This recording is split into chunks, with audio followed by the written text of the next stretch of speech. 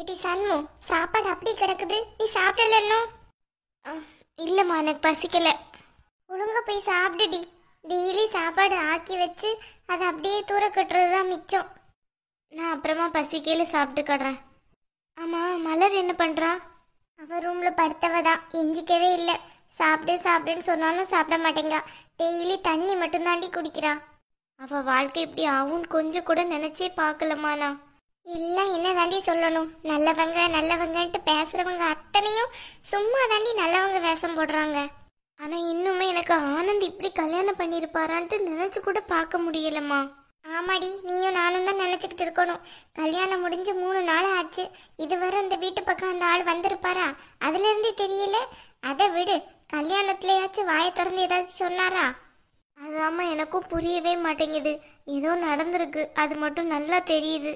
ஆனந்த் எப்படி மலர உயிருக்குயிரா காதலிச்சாருங்கிறது எனக்கு தெரியும். அப்படி இருக்கையில வேற பொண்ணு அவரால் எப்படி கல்யாணம் பண்ணிக்க முடியும்? அதான் அந்த பொண்ணு எல்லாத்தையும் புட்டு புட்டு வச்சாச்சுல. இனி என்னத்த பேச, தூர விடு. அதை பத்தி பேசி பேசி தலை தான் வலிக்குது எனக்கு. சரிம்மா, நீங்க டென்ஷன் ஆகாதீங்க, விடுங்க. போய் சாப்பிடு. நினைச்சு நினைச்சு உட்காந்து என்னடி ஆக போகுது? ஆனந்த் எப்படி இப்படி பண்ணாரு? மலருக்கு துரோகம் பண்றதுக்கு அவருக்கு எப்படி மனசு வந்துச்சு? எனக்கு இதுல கொஞ்சம் கூட சுத்தமா நம்பிக்கை இல்லை. ஆனந்த் இன்னொரு கல்யாணம் பண்ணியிருப்பாரா அப்படின்ட்டு யோசிச்சு கூட என்னால் பார்க்க முடியல. இதெல்லாம் பார்க்கல கார்த்திகத்தானே பரவாயில்லன்னு தோணுது. அவருக்காச்சும் அக்கா படிச்சிருக்கான்ட்டு பொய் சொல்லியிருக்கான்ட்டு தெரிஞ்சுதான் வேணான்னு சொன்னாரு. அதுவும் இல்லாமல் அவர் இன்னொரு கல்யாணம் கூட பண்ணணும்ட்டு யோசிச்சது கூட இல்லை. ஆனால் இவர் வேற பொண்ணை கல்யாணம் பண்ணிக்கிட்டு எப்படி மலர்கிட்ட இப்படி பழக முடிஞ்சுது? சே, நினைச்சாலே இதாக இருக்கு. இந்த விஷயம்லாம் பாலாக்கு எப்படினாலும் தெரிஞ்சு தானே இருக்கும். கூடவே பழகினவங்க கிட்ட கூட மறைக்கிற அளவுக்கு எப்படி இருக்கும் இந்த விஷயம்லாம்? ஷண்மு, அம்மா இங்க. மலர், என்னாச்சு? பேக்கும் கையுமா எங்க கிளம்பிட்டு இருக்க? இல்லடி, நேற்று ஒரு புது வேலை பார்த்துட்டு இருந்தேன்.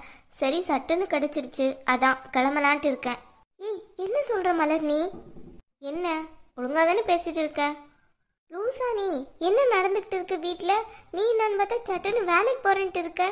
என்ன நடக்குது? என்ன லூஸ் ஆயிட்டியா நீ? தெரிஞ்சுதான் பேசுறியா, தெரியாம பேசிட்டு இருக்கியா? இப்போ வேலை ரொம்ப முக்கியமா? நாங்களே ஒவ்வொன்றா நினைச்சு வருத்தத்துல உட்காந்துட்டு இருக்கோம். நீ என்னன்னு பார்த்தோம்னா பேக்கும் கையுமா கிளம்பிக்கிட்டு இருக்க. இப்போ நீ என்ன நினைக்கிற? நான் அப்படியே உட்காந்துருக்கணும் அப்படிதானே நினைக்கிற நீ? அப்படியெல்லாம் உட்கார முடியாது. எனக்கு என்னோட லைஃப் தான் முக்கியம். நான் வேலைக்கு போறேன். எப்படி மலர் உன்னால முடியுது இப்படியெல்லாம்? நார்மல் மேரேஜ்னா கூட பரவாயில்ல, சரிங்களாம் இந்த மாதிரி கிளம்புறதுக்கு. ஆனால் நீ லவ் பண்ணி கல்யாணம் பண்ண ஒருத்தன் இன்னொரு பொண்ணை நான் ஏற்கனவே கல்யாணம் பண்ணிட்டேன்ட்டு வந்து நிற்கல. எப்படி முடியுது உன்னால? இங்கே பாரு, அதை பற்றியெல்லாம் நான் இப்போ எதுவுமே பேச விரும்பலை. எனக்கு தேவை இப்போ ஜாப். அம்மா, என்னடி எங்கே போற நீ? இங்கே பாரு மலர், அவசரத்தில் தப்பான முடிவு எதுவும் எடுத்துறாதடி, வீட்டிலே இரு. லூஸ் அம்மா நீங்க. நான் இதுக்கு தப்பான முடிவு எடுக்க போறேன்? என்னை ஏமாத்தின ஒருத்தனே ஜாலியா இருக்கல, நான் இதுக்கு தப்பான முடிவு எடுக்கணும்? மலர், உண்மையிலே நீ தான் பேசுறியா? பின்ன என்ன, மலர் மாதிரி உருவத்துல வேற பொண்ணு வந்து நின்று பேசுமா? அதுக்கு இல்லை மலர், எப்படி இவ்வளோ பாசிட்டிவா எடுக்க முடியுது உன்னால? இது நீ ரொம்ப ஆசைப்பட்ட வாழ்க்கை. அதுவும் இல்லாமல் எவ்வளோ தடங்களுக்கு அப்புறம் உன் கல்யாணம் நடக்க போதுன்ட்டு எவ்வளோ சந்தோஷமா இருந்தோம். ஊட்டியில் கல்யாணம் வைக்கிறாங்க அப்படின்ட்டு எவ்வளோ பிரச்சனை வந்துச்சு. அதுக்கு மேலேயும் நம்ம எல்லாரும் சேர்ந்து சரி சரின்னு சொல்லி அங்கே போய் கல்யாணம் வைக்கலான்ட்டு போய் இப்படி ஆயிடுச்சு லாஸ்ட்டில். நீ என்னன்னு பார்த்தா அதை சாதாரணமாக எடுத்துக்கிட்டு வேலைக்கு போகிறேன்ட்டு நிற்கிற. இங்கே பாரு சண்மு, எனக்கு இதெல்லாம் ஒரு சாதாரண விஷயந்தான். நான் அதிலிருந்து வெளியே வரணும்ட்டு முயற்சி பண்ணிட்டு இருக்கேன். தேவையில்லாமல் திருப்பி திருப்பி இந்த வீட்டில் அந்த பேச்சே வேணாம். எல்லாரும் போய் நல்லா சாப்பிட்டீங்களா, தூங்குனீங்களா, உங்கள் வேலையை போய் பாருங்க. நீ உன் வீட்டுக்கு போகிறதா இருந்தால் கிளம்பு. இவ்வளோ நாள் இங்கே எதுக்கு இருக்கணும் நீ? ஏண்டி மரகர கலந்துட்டாடி உனக்கு? வீட்டில் இரு, அதெல்லாம் ஒன்றும் வேலைக்கு போக வேணாம். இப்போதான் இவ வேலைக்கு போகிறாளாம். நாங்களே நடந்தது எல்லாத்தையும் நினச்சி கவலையில் உட்காந்துருக்கோம். உனக்கு வேலை ஒன்று தான் குறைச்சலா இப்போ?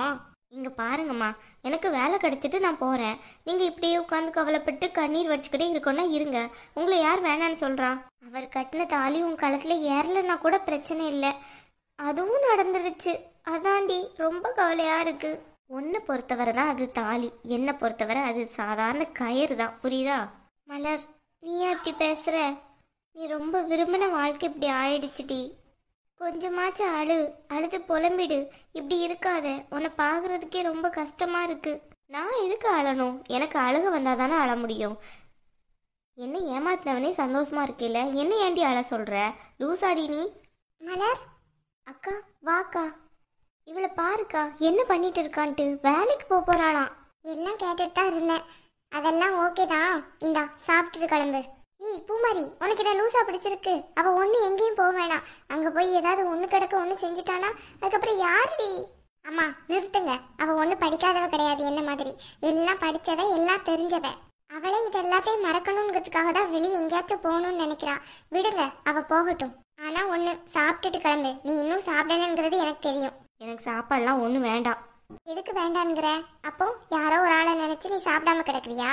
அப்படியெல்லாம் ஒன்றும் இல்லையே. நான் எதுக்கு அப்படியெல்லாம் நினச்சிட்டு இருக்கணும்? எனக்கு பசிக்கல, நான் சாப்பிடல. என்னக்கா சொல்கிற நீ? வேலைக்கு போய் சொல்லிட்டு இருக்க அவளை. அதெல்லாம் ஒன்றும் வேண்டாம்க்கா. ஏன் வேண்டான்ங்கிற? அவ கொஞ்சம் இதெல்லாம் மறக்கணும்னா அவளுக்கு கண்டிப்பா வேலை தேவை. இங்க 2 பேரும் அதை கூட புரிஞ்சுக்காம அவகிட்ட வாக்குவாதம் பண்ணிட்டு இருக்கீங்க. போறவ போகட்டும், சாப்பிட்டுட்டு போகட்டும், விடுங்க. உன் வாழ்க்கை தான் இப்படி ஆயிடுச்சுன்னு நினைச்சேனடி. அவ வாழ்க்கையாச்சும் நல்லா இருக்கும்னு நினைச்சேன். அம்மா இப்படியே புலம்பிக்கிட்டே இருக்காதீங்கம்மா. எவ்வளவு நாளைக்கு தான் இப்படி புலம்பிக்கிட்டே இருக்க போறீங்க? விடுங்க. இன்னுமே செய்யுங்கடி. புடி, சாப்பிட்டுட்டு கிளம்பு. பசிக்கலங்கல்ல. அது எப்படி 3 நாளா உனக்கு பசிக்காம இருக்கும்? சாப்பிடு. சரி, நான் கிச்சனில் போய் சாப்பிட்டுட்டு அப்படியே கிளம்புறேன். அதெல்லாம் ஒன்றும் தேவை கிடையாது. என் கண்ணு முன்னாடியே சாப்பிடு. நான் என்ன சின்ன குழந்தையா உன் கண்ணு முன்னாடி எல்லாத்தையும் செஞ்சு காட்டுறதுக்கு? எதுக்கு இப்ப கோவப்படுற? நான் உன்னை சாப்பிடுன்னு தானே சொன்னேன்.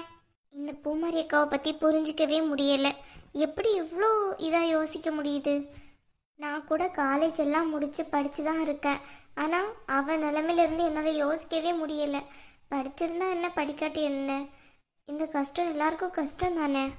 இதை எப்படி இவ்வளோ ஸ்போர்ட்டிவாக மலரால் எடுத்துக்கிட முடியுது? பூமாரி அக்கா ஒரு ஸ்டெப்பு அதுக்கு மேலே ஏறிட்டாங்க. அவங்க படிக்கலைன்னா கூட மலரோட நிலைமையிலிருந்து புரிஞ்சுக்கிட்டு அவள் வேலைக்கு போகிறது தான் நல்லதுன்னு நினைக்கிறாங்க. உண்மையிலே படிப்பு மட்டும் இல்லை, அனுபவம் கூட தேவைதான். அது வயசு இருந்தால் தான் கிடைக்கும்னு நினைக்கிறேன்.